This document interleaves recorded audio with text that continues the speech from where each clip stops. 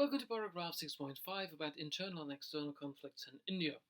In this paragraph, we're going to look at the history of India, and we're going to look at what regions are vulnerable to have internal religious conflicts.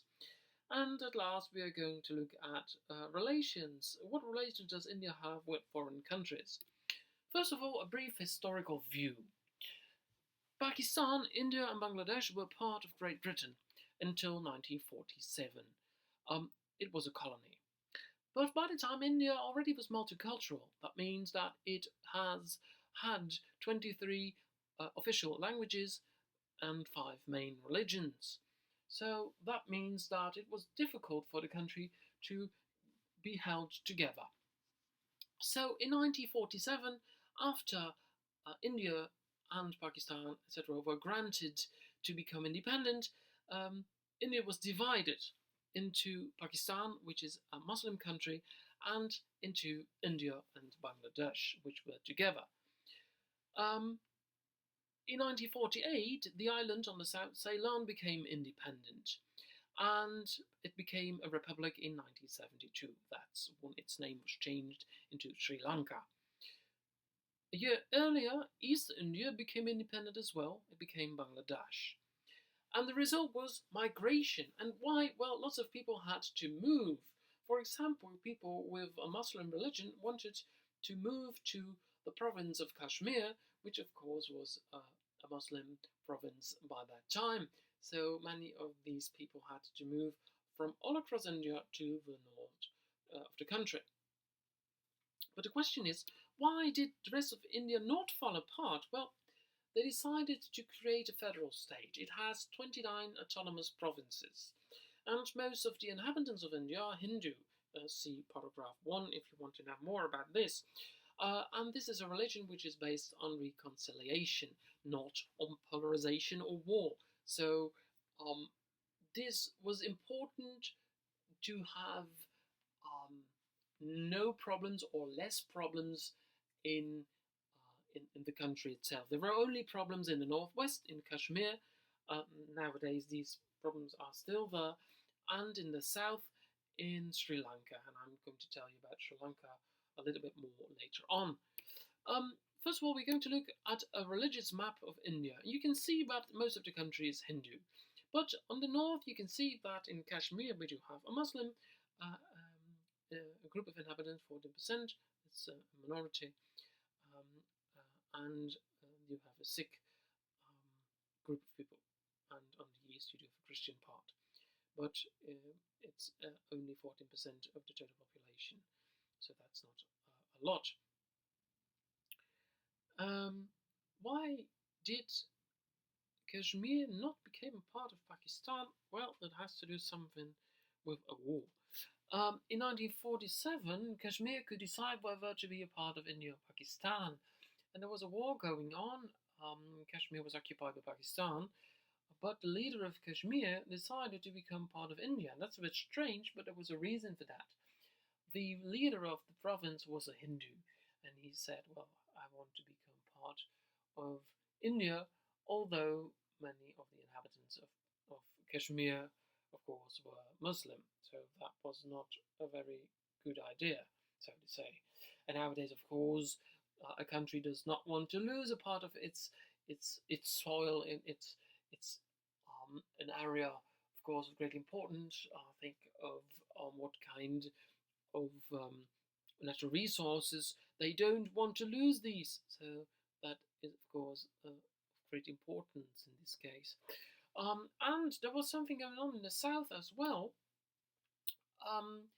On the south, in the south of India, you do have a province called Tamil Nadu, and Tamil Nadu contains a lot of people with a Tamil background.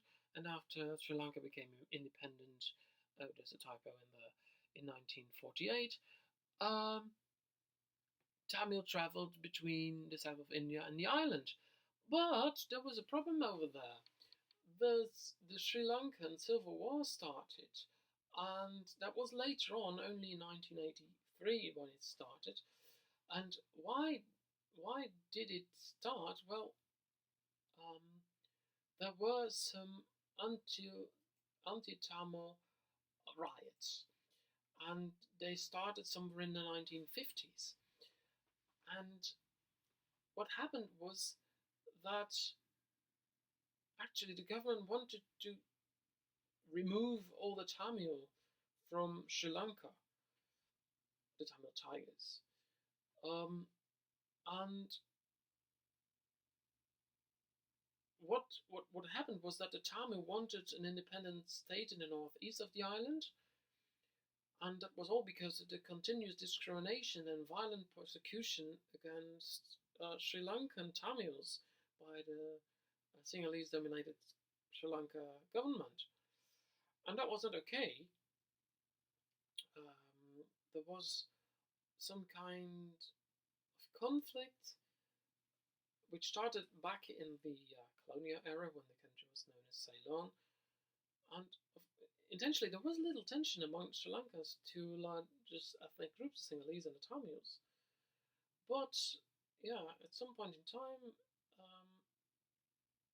a law was passed by the Ceylon Parliament, and which deliberately discriminated against the Indian Tamil ethnic minority, making it virtually impossible for them to obtain citizenship in the country. So 700,000 inhabitants, Tamils, were made stateless, and most of them had to move to India. They were deported. And it took almost 55 years that the Indian Tamil were granted citizenship, so that was terrible. And there were attacks, there were suicide attacks, some wars between 1983 and 1987, later on until 2002, and of course later on they decided that peace was needed.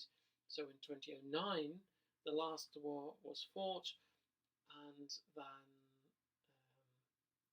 they decided that they had to start peace talks, and later on that happened. So the end of the war was actually somewhere in 2009. The Tigers admitted their defeat in May 2009, and they had decided to silence their guns. They could not hold out for longer. So that was not okay. Of course, there is intention left. We have to look at other relations with foreign countries. For example, on the north of India, there's a border with China and Tibet, and that border is about 4,050 kilometers long. And both India and China are showing their military power over there. There are sentries, border patrol, to protect the border, and some borders are disputed. To which country do they belong? And if you look on the map, you can see that there are Chinese map who are actually saying that the north of Pradesh on the east is part of Tibet, but as we all know, it's a part of India. So this is a disputed territory. From who is it? And in the west, you can see Aksai Chan, which is administered by China, but which is a part of Kashmir. And is this a part of Pakistan, or is this a part of India? As you can see, the north of Kashmir is a part of Pakistan, so this makes it terribly difficult to decide where the definite border is.